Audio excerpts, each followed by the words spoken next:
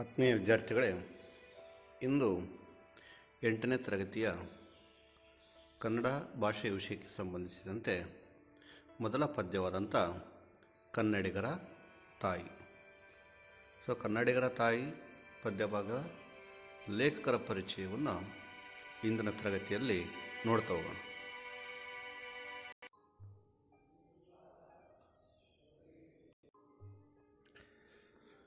ರಾಷ್ಟ್ರಕವಿ ಎಂ ಗೋವಿಂದ ಪೈ ಅವರು ಕಾಸರಗೋಡು ಜಿಲ್ಲೆಯ ಮಂಜೇಶ್ವರದಲ್ಲಿ 23/3/1883 ಜನಿಸಿದರು. ತಂದೆ ಸಾವುಕಾರ ತಿಮ್ಮಪ್ಪಯ್ಯ, ತಾಯಿ ದೇವಕಿಯಮ್ಮ. BA ಪದವಿಯನ್ನು ಪಡೆದಿದ್ದ ಗೋವಿಂದ ಪೈ ಅವರು ದೇಶಿ ಭಾಷೆಗಳಲ್ಲದೆ ವಿದೇಶಿ ಭಾಷೆಗಳ ಪಾಂಡಿತ್ಯವುಳ್ಳವರಾಗಿದ್ದರು.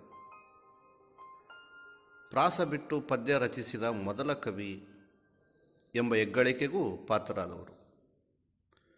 ಸಂಶೋಧಕ, ಧಾರು ವಿಮರ್ಶಕ, ಅನುವಾದಕರಾಗಿಯೂ ಜನಪ್ರಿಯರಾದ ರಾಷ್ಟ್ರಕವಿ ಗೋವಿಂದ ಪೈ ಅವರ ಸುವಾಸಿನಿ ಮೊದಲ ಕವಿತೆ 1900ರಲ್ಲಿ ಸುವಾಸಿನಿ ಪತ್ರಿಕೆಯಲ್ಲಿ ಪ್ರಕಟವಾಯಿತು. ಅವರ ಕವನ ಸಂಕಲನಗಳು ಇಂತಿವೆ: ಗಿಳಿವಿಂಡು, ನಂದಾದೀಪ ಮೊದಲಾದವು.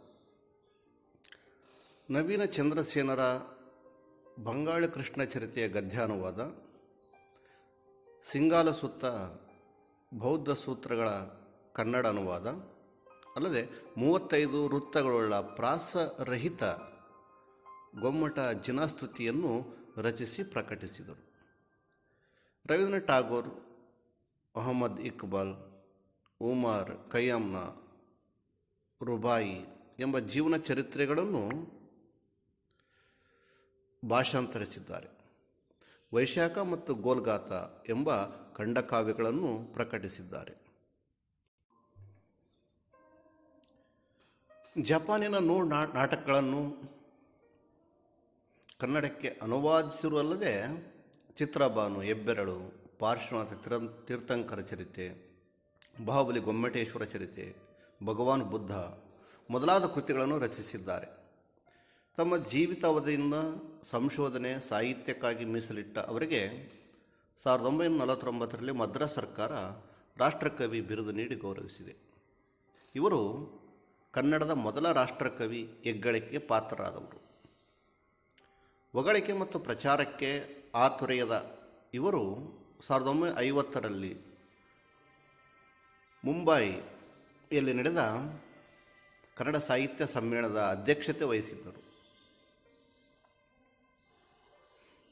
6/9/1963ರಲ್ಲಿ ಗೋವಿಂದ ಪೈ ಅವರು ದೈವಾಧೀನರಾದರು. ಪ್ರಸ್ತುತ ಪದ್ಯವನ್ನು NS ರಘುನಾಥ್ ಅವರು ಸಂಪಾದಿಸಿರುವ ಶತಮಾನದ ಮಕ್ಕಳ ಸಾಹಿತ್ಯ ಸಂಕಲನದಿಂದ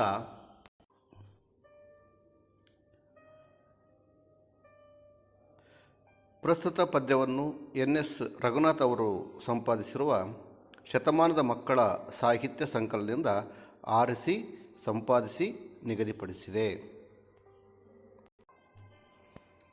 ಇನ್ನೊಮ್ಮೆ ಸಂಕ್ಷಿಪ್ತವಾಗಿ ಕವಿ ಪರಿಚಯ ನೋಡೋದಾದರೆ, ಕವಿ ಹೆಸರು ಎಂ ಗೋವಿಂದ ಪೈ, ಜನನ 23/3/1883, 23/3/1883, ಸ್ಥಳ ಕಾಸರಗೋಡು ಜಿಲ್ಲೆಯ ಮಂಜೇಶ್ವರ, ವೃತ್ತಿ ಸಂಶೋಧನೆ, ವಿಮರ್ಶಕ. ಕೃತಿಗಳು: ಹೆಬ್ಬೆರಳು, ಪಾರ್ಶ್ವನಾಥ ತೀರ್ಥಂಕರ ಚರಿತೆ, ಬಾಹುಬಲಿ ಗೊಮ್ಮಟೇಶ್ವರ ಚರಿತೆ, ಭಗವಾನ್ ಬುದ್ಧ. ಪ್ರಶಸ್ತಿಗಳು: ರಾಷ್ಟ್ರಕವಿ, ಮರಣ 3/3/1963.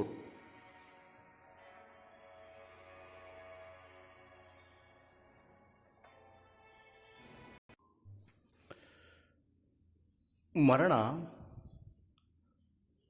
6-9-1963 6-9-1963ರಲ್ಲಿ ಗೋವಿಂದಪ್ಪಯ್ಯವರು ದೈವಾಧೀನರಾದರು. ಇದು ಕವಿ ಪರಿಚಯದ ಸಂಕ್ಷಿಪ್ತವಾಗಿರ್ತಕ್ಕಂಥ ಒಂದು ಪರಿಚಯ ವಿದ್ಯಾರ್ಥಿಗಳೇ. ಮುಂದಿನ ತರಗತಿಯಲ್ಲಿ ಕನ್ನಡಿಗರ ತಾಯಿ ಪದ್ಯಭಾಗದ ಸಮರ್ಪಕವಾಗಿರ್ತಕ್ಕಂಥ ವಿವರಣೆಯೊಂದಿಗೆ ಚರ್ಚೆಯನ್ನು ಮಾಡ್ತಾ ಹೋಗೋಣ. ಧನ್ಯವಾದಗಳು.